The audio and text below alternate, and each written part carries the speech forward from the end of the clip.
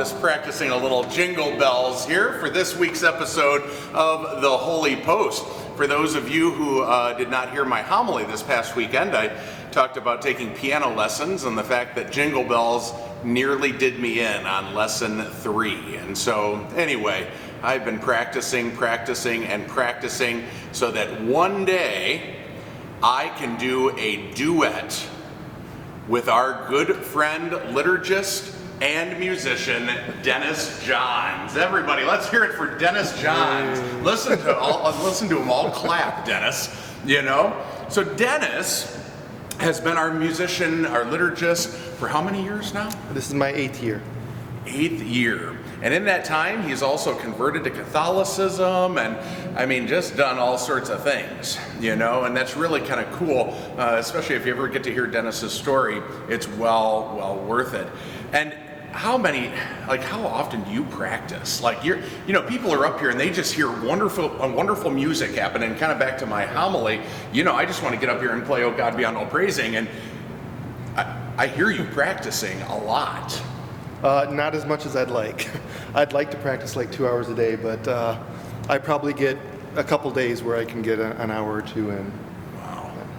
And you're working on, but you're not only just working on Sunday stuff, you're working on Christmas. Christmas, Easter, some pieces will take me months to work on, yeah.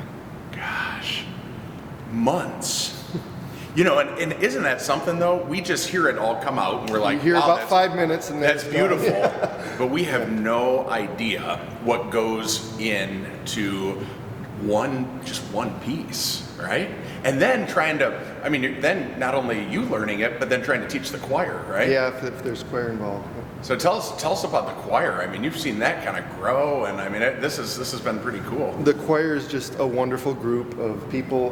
We've got people from high school age all the way up to more advanced senior citizens, and some of them have been singing just a couple years. Some of them have been singing their whole life, and they just love providing music for the congregation on Sunday mornings, and we have a lot of fun together. So do you have to be like Pavarotti to be in the choir? Do you have to do that? No, it's helpful if you can match pitch. But that's really all you need. The rest of that is my job, is to teach the choir how to blend. And you're surrounded by voices. You're not a solo singer.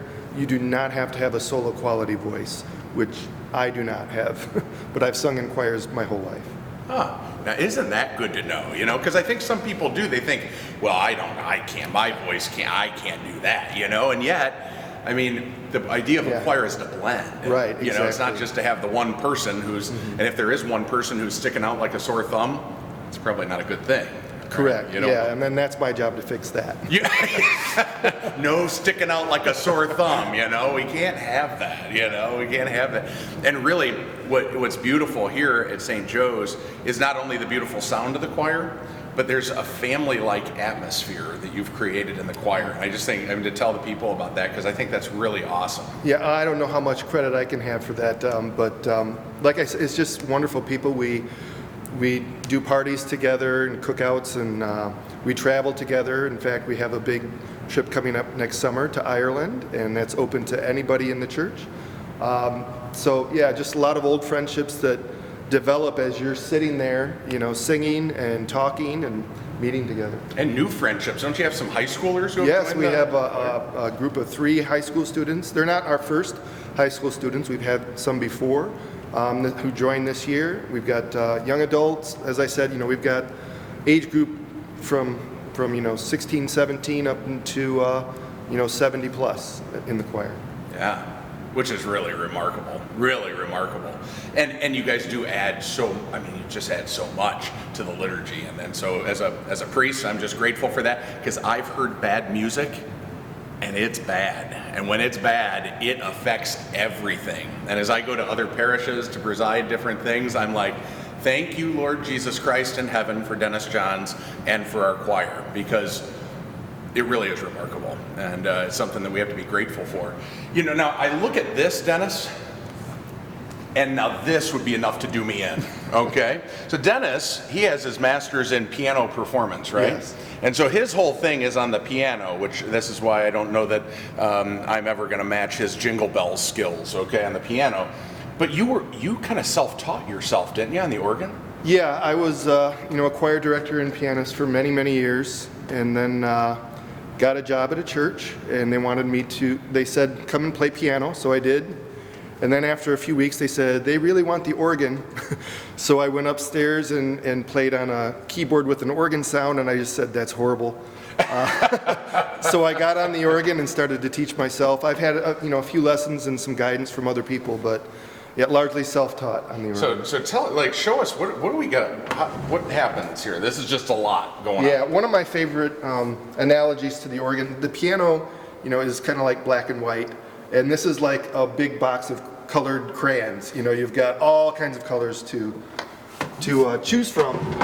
And so on our organ, there are 3 manual keyboards that you can play with your hands, and then there's also the pedals, which you can play with your feet. And so I even use special shoes so you can play with your heel or your toe, and you can go back and forth. And wow. That's pretty remarkable. So there's all these sounds here that you can choose from, and each group goes to a different keyboard. For instance, this goes to that keyboard. It does nothing for the other keyboards. And I can combine them and get different sounds like that. And this is where the saying, pulling out all the stops, comes from, because these are called stops. They stop air from going to pipes.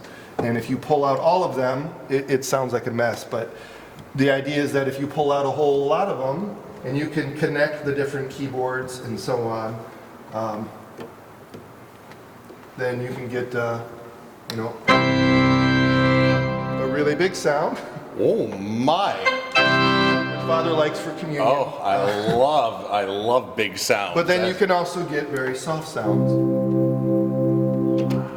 So the organ has just such a range of color, and you can, like I said, you can connect the different keyboards to each other and do different, just a lot of different things with it. So like up here, I look at this, and after 4 weeks of piano lessons, I look at that and go, good Lord in heaven, there is no possible way of doing that. Like I just look at that, and like that makes me just want to go home and take a nap. Okay? So can you actually play that? Yes, this is actually one of the pieces I usually play for the recessional at a wedding. And all those stops I talked about, you can pull, it's called capture them or save them in memory. And so I have, the setting that I want for this all saved in memory. And I pulled back the bench, so it's a little far right now. Ooh, this is going to be exciting, my friends. Look at this.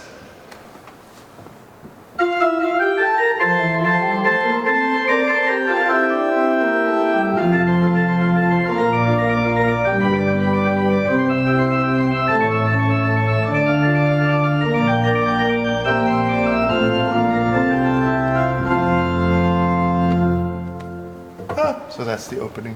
That's just a little ditty on a Wednesday morning from Dennis Johns. I mean, that is absolutely remarkable, my friends. And so, again, I think just that appreciation for the arts and music and just all those, kind of forms. It's hard to find church musicians these days, And so, and it's a complex position, because man, you have people require, and some people like this and some people like that, and some people want this and some people want that, and some people it's like a color scheme, I like this color, but I like that color, and it's like, well, who's right? And naturally it's the pastor. And we try to get a wide variety to give everybody something that they need. Yeah, and you notice, Dennis is on organ, he's on piano, also, but you're also bringing in musical instruments too. Yeah. That's a lot. It's a lot to coordinate, And so again, my dear friends, if you want to join the choir, again, Dennis would love to have you. If you can play an instrument, right? Dennis would love to have you. But again, if nothing else, let's just be thankful for the gift of Dennis, the choir, all of his cantors, because they give a lot and they give very selflessly, and obviously we're very grateful for that. So thanks, Dennis, and keep on pulling out all the stops, okay? And have a great and blessed week, and we'll see you next week. God bless.